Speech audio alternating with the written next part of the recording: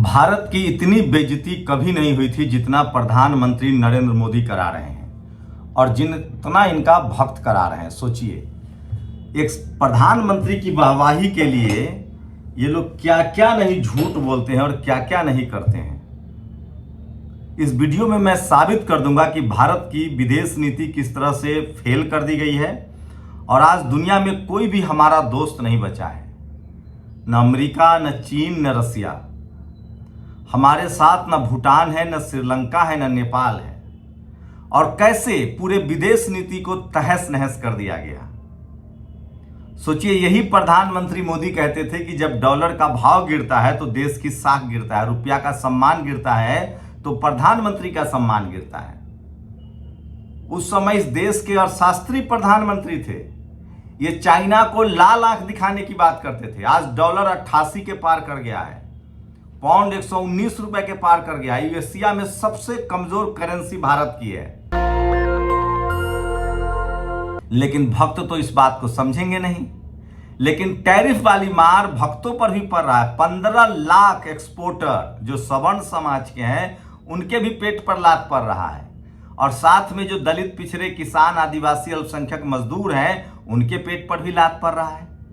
अब मैं आपको बताता हूं। सोचिए, कल किस तरह से एक फेक तस्वीर चलाई गई और ये ब्राह्मण समाज का पत्रकार कहता है अपने आप को। यह शख्स पूरी तरह से बीजेपी का कार्यकर्ता है और तमाम भक्तों ने लिखा कि झुकती है दुनिया, झुकाने वाला चाहिए। Narendra Modi welcome in China.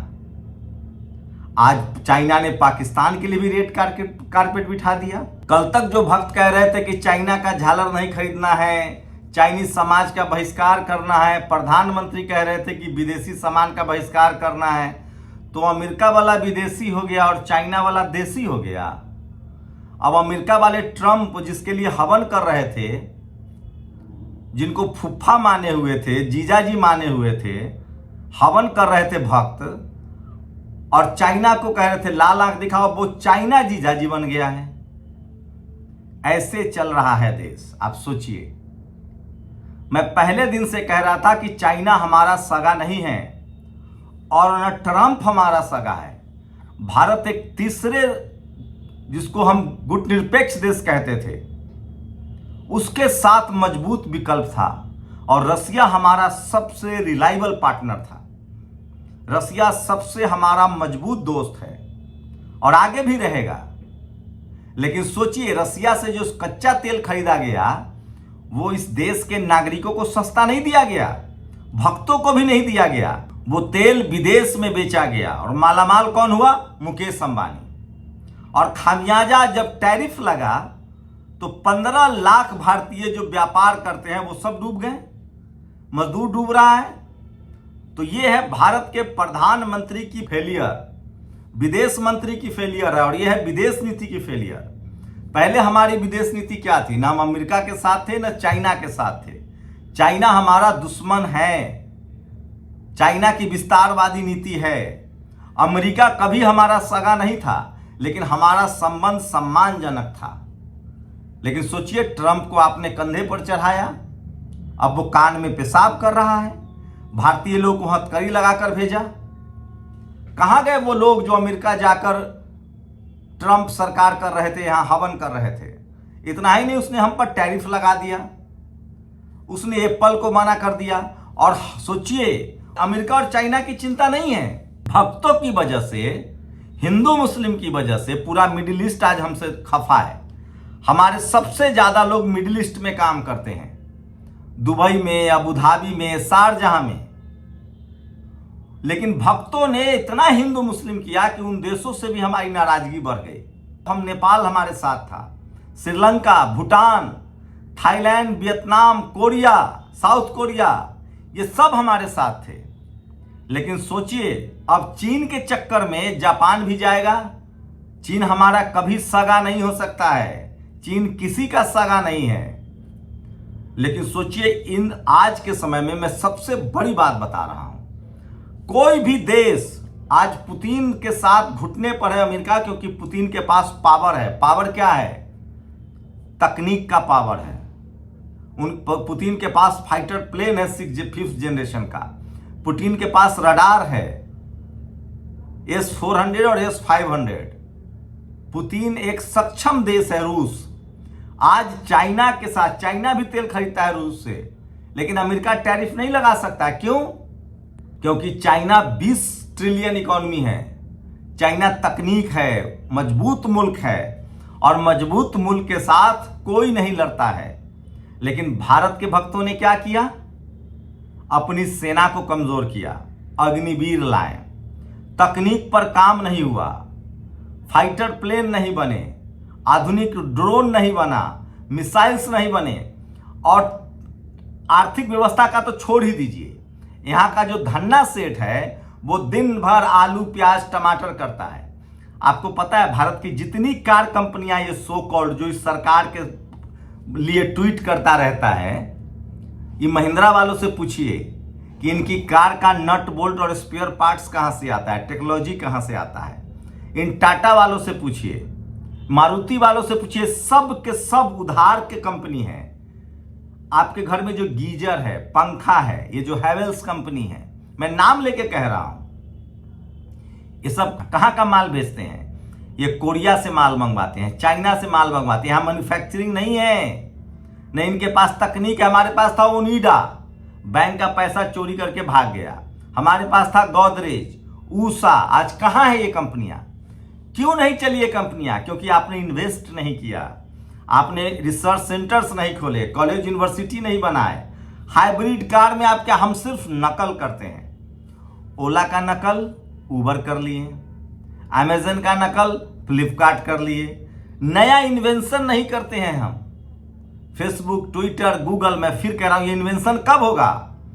जब आप अंधविश्वास और कर्मकांड से निकलकर कॉलेज यूनिवर्सिटी में पैसा लगाएंगे, रिसर्च में पैसा लगाओ। और ये करेगा कौन? ये सरकार की प्लानिंग होती है। एलन मस्क भी प्राइवेट कंपनी है। सोचिए 2003 से 5 की बनी कंपनियां दुनिया पर राज कर रही है। चीन की BYD, तो चीन और अमेरिका इसलिए आगे है क्योंकि उसके पास आबादी हमसे कम है, लेकिन वो टेक्नोलॉजी पर इन्वेस्ट करता है।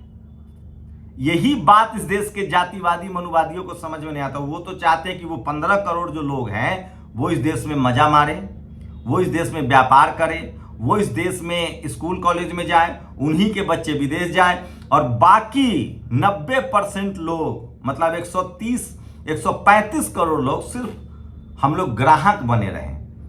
इनका कार खरीदे, इनका फ्रिज खरीदे, इनका AC खरीदे, हमें सिर्फ उपभोक्ता बनाया जा रहा है। देश तब मजबूत होगा जब सबके लिए स्कूल कॉलेज के अस्पताल के रास्ते खुलेंगे, जब सबके हेल्थ पर काम होगा, सबको रिसर्च में मौका मिलेगा, कॉलेज यूनिवर्सिटी खुलेगी।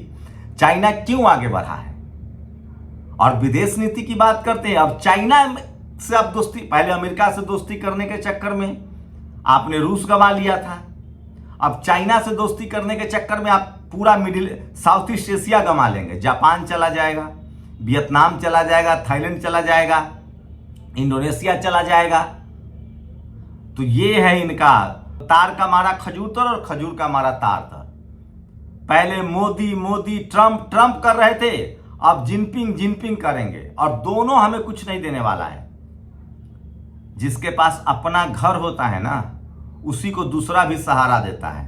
हमारी अर्थव्यवस्था चौपट हो गई। डॉलर की कीमत 88 रुपए, पाउंड की कीमत 119 रुपए, मैन्युफैक्चरिंग ठप। जिस देश का प्रधानमंत्री 24 घंटा राजनीति करे, 365 दिन राजनीति करे, रैलियां करे, वो काम कब करेगा? जिस देश का प्रधानमंत्री विदेश दौरा में सिर्फ रुपए बहाए और भारत से लोगों को लेके नारे लगवाए। हमारे प्रधानमंत्री की विदेश नीति सिर्फ टीवी के लिए मजबूत है, अखबार के लिए मजबूत है। हमारे देश के प्रधानमंत्री के लिए अर्थव्यवस्था सिर्फ टीवी में मजबूत है, अखबार में मजबूत है, ग्राउंड पर नहीं। और टीवी अखबार में इसलिए मजबूत है क्योंकि जो RSS की जाती है वही टीवी अखबार वालों की जाती है। तो सबसे ज्यादा इस देश को बर्बाद करने के लिए कोई जिम्मेदार है तो वो टीवी अखबार। ये आपको झूठ दिखा रहा है, झूठ परोस रहा है, और देश की अर्थव्यवस्था चौपट है। और इससे नुकसान किसको होगा? उस 135 करोड़ में से कम 15 करोड़ दलित पिछड़ों का, जो पहली बार स्कूल कॉलेज गए हैं, पहली बार नौकरी में। पूछ के देखिए रेलवे में क्या हालत है, पूछ के देखिए बैंक में क्या हालत है। नौकरियों को खत्म किया जा रहा है। जो लोग नौकरी में हैं उनसे बैल की तरह काम लिया जा रहा है, मजदूर बना दिया गया है।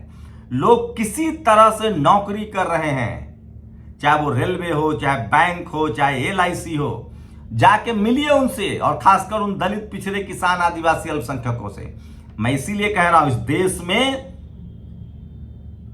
40 करोड़ लोग सिस्टम से बाहर हैं जो दलित पिछड़े हैं, 80 करोड़ लोग जो 5 किलो राशन पर जिंदा है, और 15 करोड़ दलित पिछड़ा जो सिस्टम का हिस्सा बने हैं, उनको बर्बाद कर दिया गया है। और 15 करोड़ इस देश में मौज ले रहे हैं, और उसमें जो जातिवादी मनुवादी है वो इस सिस्टम पर कब्जा करके बैठे हैं। ये है भारत की विदेश नीति, लब्बो लुआब यही समझिए, ये कोई टीवी अखबार नहीं दिखाएगा। पहले अमेरिका कर रहे थे, ये चाइना कर रहे थे। ये दोनों हमारा सगा नहीं है, ये दोनों मतलब के यार हैं। रूस हमारा दोस्त था, मिडिल ईस्ट हमारा दोस्त था, साउथ ईस्ट एशिया हमारा दोस्त था, नैम कंट्री वो हमारे स्ट्रेटेजिक पार्टनर थे। और हमें अपने कोई भी दोस्त तब हमारे साथ खड़ा होगा जब हम आर्थिक रूप से, सामरिक रूप से और राजनीतिक रूप से मजबूत होंगे। आप जबरदस्ती गले पड़ेंगे किसी का, तो भारत का टीवी अखबार तो दिखाएगा, भारत का तो लोग कहेगा वाह वाह वाह वाह, लेकिन अगला आपके बारे में क्या सोचेगा? भारत की तरह दुनिया तो बुर्बक नहीं है, दुनिया में तो जातिवाद मनुवाद नहीं है।